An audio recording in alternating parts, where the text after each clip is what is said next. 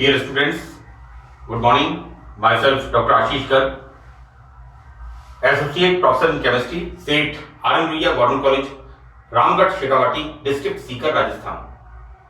बच्चों, BSc part second में first paper inorganic chemistry में हमने टॉपिक स्टार्ट किया हुआ है नॉन एक्वस सॉल्वेंट्स, निर्जलीय विलायक। This is the 11th part and last part of this chapter. बच्चों, नॉन एक्वस सॉल्वेंट्स के अंदर दो निर्जलीय विलायक नॉन एक्वस सॉल्वेंट्स, एक तो लिक्विड अमोनिया, जिसके बारे में हमने इस चैप्टर में पिछले भागों के अंदर डिटेल में अध्ययन किया है, और इस पार्ट के अंदर हम देखेंगे कि लिक्विड सल्फर डाइऑक्साइड। बच्चों, हमने स्टार्ट किया था लिक्विड सल्फर डाइऑक्साइड सॉल्वेंट विलायक के रूप में, राइट। और प्रमुख रूप से कौन सी रिएक्शंस हैं जो कि यहां पर लिक्विड सल्फर डाइऑक्साइड्स में होती हैं। मैंने बच्चों पार्ट 10th के अंदर दो रिएक्शंस के बारे में बताया था। यहां पर this is the third one. हम तीसरी रिएक्शन यहां पर देखते हैं कि solvolytic reaction. See this is the, मैंने बच्चों यहां पर अंग्रेजी में भी लिखा है विलायक अपघटनी अभिक्रियाएं, यानी ऐसी अभिक्रियाएं जिनके अंदर जो सॉल्वेंट लिक्विड सल्फर डाइऑक्साइड होता है वो उसका विघटन हो जाता है। हम देखते क्या है यहां पर कि सामान्यतः जल एवं NH3 प्रोटोनिक सॉल्वेंट्स की, बच्चों वाटर एंड NH3 ये दोनों क्या है? प्रोटोनिक सॉल्वेंट्स, जो कि प्रोटोन देते हैं। These are the protonic solvents, right. यहां पर हम देखते हैं कि water and NH3 these are the protonic solvents. इनकी तुलना में लिक्विड सल्फर डाइऑक्साइड की सॉल्वोलाइटिक रिएक्शंस बहुत कम होती हैं, यानी रिएक्शंस के अंदर लिक्विड सल्फर डाइऑक्साइड सॉल्वेंट का विघटन अपघटन बहुत कम होता है, बहुत कम रिएक्शंस होती हैं। कुछ मैंने रिएक्शंस यहां पर लिखी हैं। फॉर एग्जांपल PCl5 की लिक्विड सल्फर डाइऑक्साइड के साथ रिएक्शन, यहां पर POCl3 फॉर्मेशन होता है, और यहां पर SOCl2 thionyl chloride. Next reaction niobium pentachloride when react with sulphur dioxide, liquid sulphur dioxide 70 degree centigrade temperature. Now here again NBO, this is niobium oxychloride and SOCl2. Now the next reaction बच्चों tungsten pentachloride, यहां पर reaction with sulphur dioxide eight 70 degree centigrade. यहां पर भी बच्चों sulphur dioxide का विघटन होता है और फॉर्मेशन यहां पर tungsten oxychloride and formation of thionyl chloride. हम देखते क्या है इन चारों रिएक्शंस के अंदर जो लिक्विड SO2 सॉल्वेंट है उसका विघटन होता है। नेक्स्ट टाइप ऑफ रिएक्शन जो कि सल्फर डाइऑक्साइड में होती है, this is the exchange reaction, विनिमय अभिक्रिया। बच्चों, मैंने आपको कोऑर्डिनेशन कंपाउंड्स के अंदर आइसोमेरिज्म के बारे में जिक्र किया था, जिसके अंदर की लिगेंड्स का एक्सचेंज होता है। यहां पर क्या हो रहा है? आयनों का एक्सचेंज हो रहा है कि विनिमय रिएक्शंस के अंदर द्रव liquid SO2 we are using here as a solvent liquid SO2। तो द्रव SO2 में उसी प्रकार अवक्षेपण अभिक्रिया होती है जैसी अन्य विलायकों में होती है। तो बच्चों, हमने यहां पर Ki की रिएक्शन जब हम CH3NHCl के साथ कराते हैं तो यहां पर आयोडाइड और क्लोराइड इनका एक्सचेंज होता है। यहां फॉर्मेशन होता है KCl, और यहां पर Cl की जगह आयोडाइड। तो दिस इज द विनिमय अभिक्रिया। सेकंड रिएक्शन देखते हैं अमोनियम थायोसाइनेट। जब थायोनाइल क्लोराइड के साथ रिएक्शन करता है तो बच्चों यहां पर we are taking here 2 molecules of ammonium thiocyanate and here formation of 2 molecule of 2NH4Cl, right? This is the thionyl, thionine, thiocyanate. बच्चों मैंने जिक्र किया था SO प्लस का, है ना, SO2 प्लस का मैंने जिक्र किया था। Thionine ion, this is the SO2 plus and this is thiocyanate SCN minus, इस पर -1 होता है, this is SO2 plus, this is the thionine ion. Now next, complex formation, संकुल निर्माण।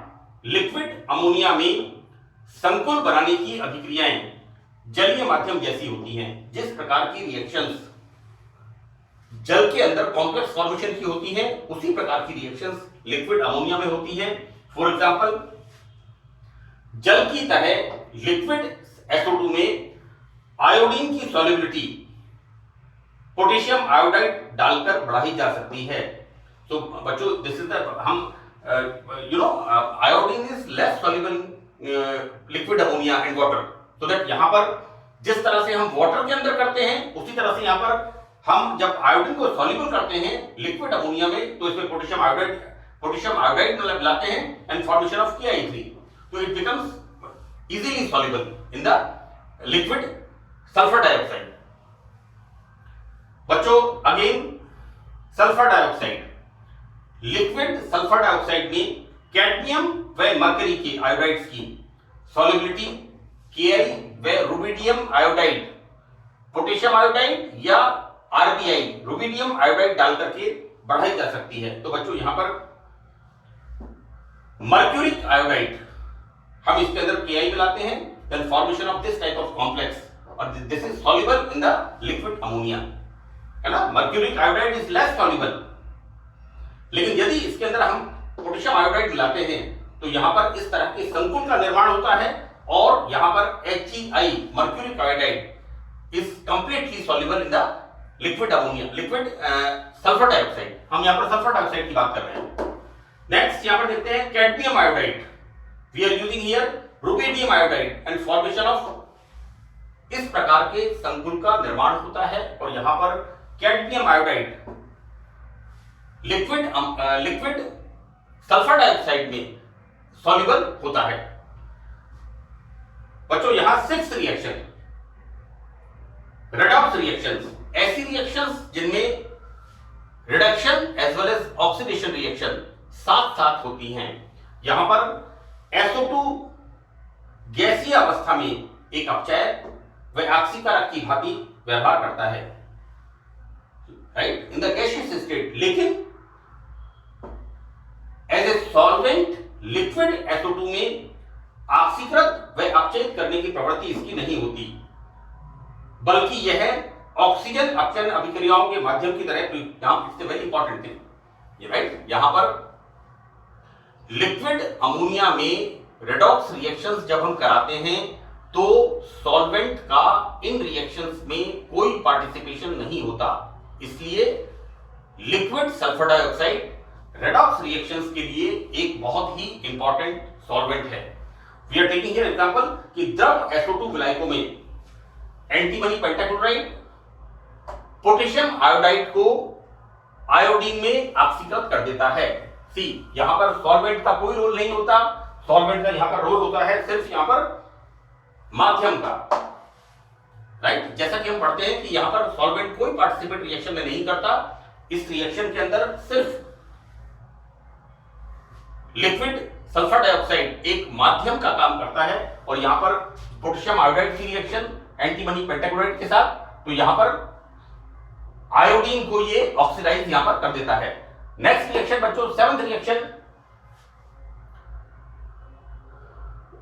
उभयधर्मी हाइड्रोक्साइड बनाने वाली धातुओं के लवणों से अभिक्रिया।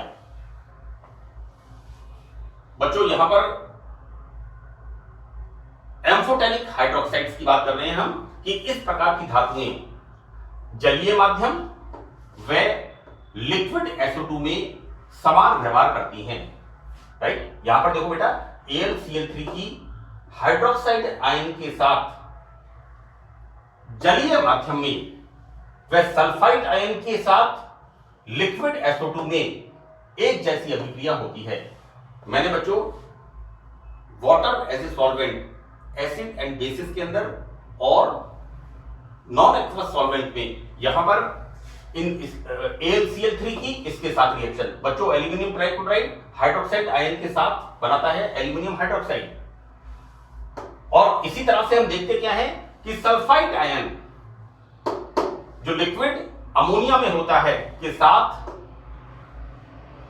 SO2 में एक जैसी रिएक्शन, बच्चों यहां पर AlCl3 की रिएक्शन सल्फाइड आयन के साथ, और यहां पर हमने सॉल्वेंट किया है लिक्विड अमोनिया, तो बच्चों यहां पर सेम रिएक्शन, बिल्कुल सिमिलर रिएक्शन होती है जिस तरह से AlCl3 की रिएक्शन हाइड्रोक्साइड आयन के साथ जलीय माध्यम में होती है, उसी प्रकार से AlCl3 की रिएक्शन सल्फाइड आयन के साथ लिक्विड सल्फर डाइऑक्साइड माध्यम के अंदर होती है।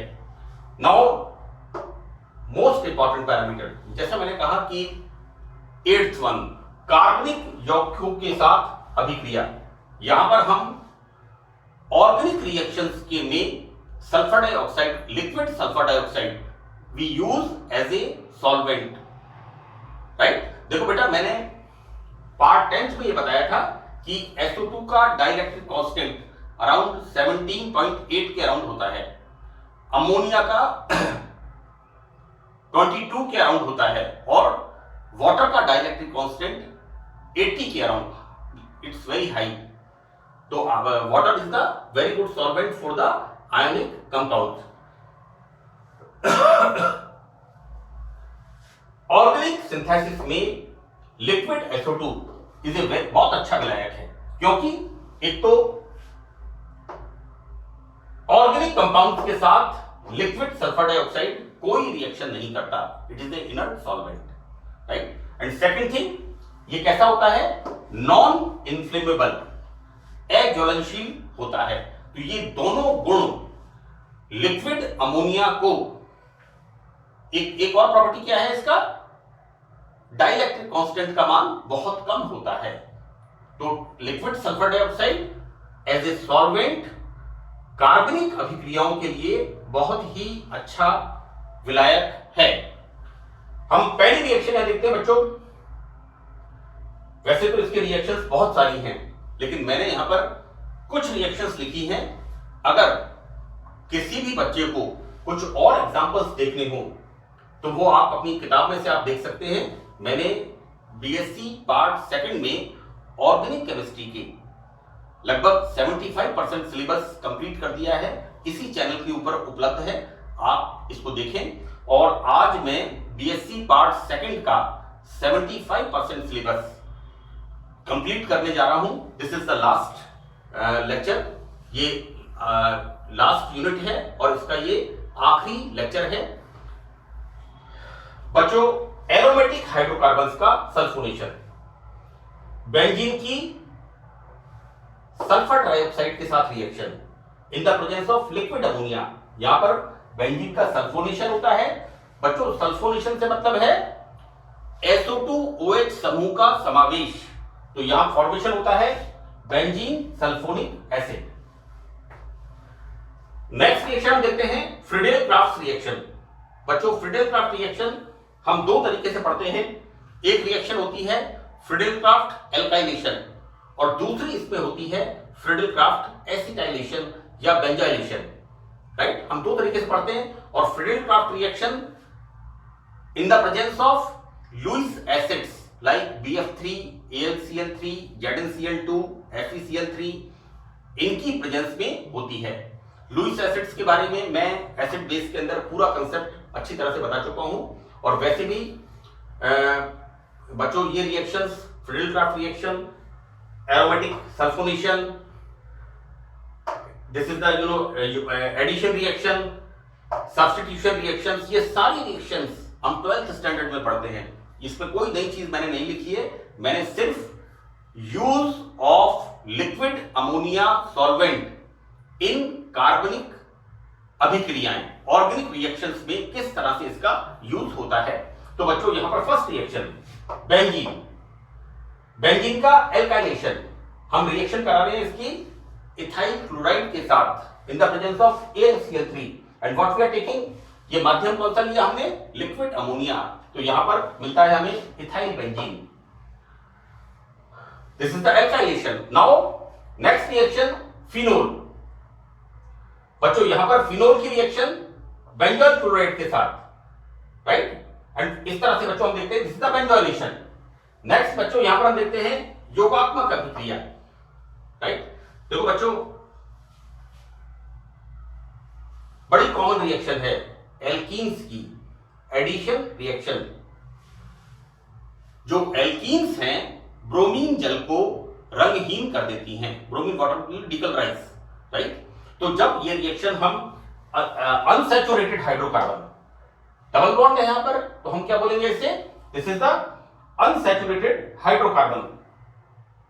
तो बच्चों यहां पर जब अनसैचुरेटेड हाइड्रोकार्बन की ब्रोमीन के साथ रिएक्शन होती है, देन फॉर्मेशन ऑफ 1,2-डाइब्रोमोइथेन, राइट। और हम इस रिएक्शन को पढ़ते हैं कि एल्कीन्स ब्रोमीन जल को रंगहीन करती हैं। तो यहां पर इथाइलिन की रिएक्शन ब्रोमीन के साथ होती है लिक्विड अमोनिया माध्यम में, और बहुत ही परफेक्ट रिएक्शन होती है यहां पर। This is the example of addition reaction. Now last is the substitution reaction, प्रतिस्थापन अभिक्रियाएं। बच्चों फिनोल की रिएक्शन ब्रोमीन के साथ, हमें पता है फिनोल कैसा होता है, ortho and para directing, right. यहां पर फिनोल होता है बच्चों ऑर्थो एंड पैरा डायरेक्टिंग, है ना। तो यहां मैंने एग्जांपल लिखा है, जो पैरा प्रोडक्ट होता है वो बहुत कंफर्टेबली बनता है, और मैंने बच्चों बीएससी पार्ट फर्स्ट के अंदर एरिंग्स एंड एरोमेटिसिटी, बेंजीन और एरोमेटिकता एवं एरोमेटिकता, उस कंप्लीट यूनिट डाली है, करीब अराउंड 20-20 लेक्चर्स, है ना। इन सब बातों को मैंने इसमें एक्सप्लेन किया है। These are the common reactions. तो यहां पर सब्स्टिट्यूशन रिएक्शन में फिनोल की रिएक्शन ब्रोमीन के साथ होती है, और यहां पर बनता है para bromophenol. This is the substitution reaction. तो these are the 4 example of organic reactions जो कि लिक्विड अमोनिया माध्यम में बहुत ही परफेक्ट होती हैं। तो बच्चों यहां पर this is the part 11th, और यहां पर बच्चों हमारा बीएससी पार्ट सेकंड के हमने 6 यूनिट्स, राइट। बच्चों पहली यूनिट हमने पढ़ी थी लैंथेनाइट एंड एक्टिनाइट्स, 2 यूनिट्स इसकी आपके कोर्स में हैं। तीसरी यूनिट हमने देखी थी coordination compounds, 4th unit transition elements. और बच्चों ट्रांजिशन एलिमेंट्स की 2 सीरीज आपके कोर्स में हैं। एक तो है ट्रांजिशन एलिमेंट्स फर्स्ट, स्कैंडिनियम से जिंक तक, atomic number scandium 21 to 30। Second transition series 5th period में Y yttrium, atomic number 39 to mercury, sorry cadmium, atomic number 39, yttrium से कैडमियम तक, atomic number 48। This is the second transition series. और third transition series बच्चों इसमें बनती है आपकी lanthanum से लेकर के मरकरी, एटॉमिक नंबर 57 से एटॉमिक नंबर 80 तक, राइट। ये तीनों ट्रांजिशन सीरीज आपकी कोर्स में है, और मैंने फर्स्ट ट्रांजिशन सीरीज के कंप्लीट नोट्स करीब 11 और 12 लेक्चर्स हैं, वो मैंने इसी लिंक के ऊपर अपलोड किए हैं। एंड द नेक्स्ट वन हमने पढ़ा था 5th वन, 5वें unit, acids and bases, right. और एसिड्स एंड बेसिस के बाद हमने स्टार्ट किया था नॉन एक्वस सॉल्वेंट। तो आपके सिलेबस में बीएससी पार्ट सेकंड में बच्चों बहुत सारी यूनिवर्सिटीज राजस्थान के अंदर अब हो गई हैं। पहले आज से 15 साल पहले एक राजस्थान यूनिवर्सिटी, मोहनलाल सुखाड़िया यूनिवर्सिटी और जयनारायण व्यास यूनिवर्सिटी, ये 3 यूनिवर्सिटीज हुआ करती थी। लेकिन अब अलवर में मत्स्य विश्वविद्यालय, भरतपुर में ब्रज विश्वविद्यालय, सीकर यूनिवर्सिटी है जिसमें सीकर और झुंझुनू जिला आता है, Pandit Deendayal PDDU, Pandit Deendayal Upadhyaya Shekhawati university, Kota university, Sukhadia university Udaipur में ऑलरेडी थी, और जयनारायण व्यास यूनिवर्सिटी जोधपुर में थी। राजस्थान यूनिवर्सिटी इटसेल्फ एग्जिस्ट है। मैंने बच्चों, मेरी कोशिश है कि मैंने लगभग सभी विश्वविद्यालयों का 75% कोर्स अकार्बनिक रसायन का बीएससी पार्ट सेकंड में फर्स्ट पेपर का मैंने अपलोड किया है, और आपको इसका लाभ मिलेगा, मुझे ऐसी उम्मीद है। So that's all, BSc part second first paper inorganic chemistry, and that's all about the lecture. Thank you.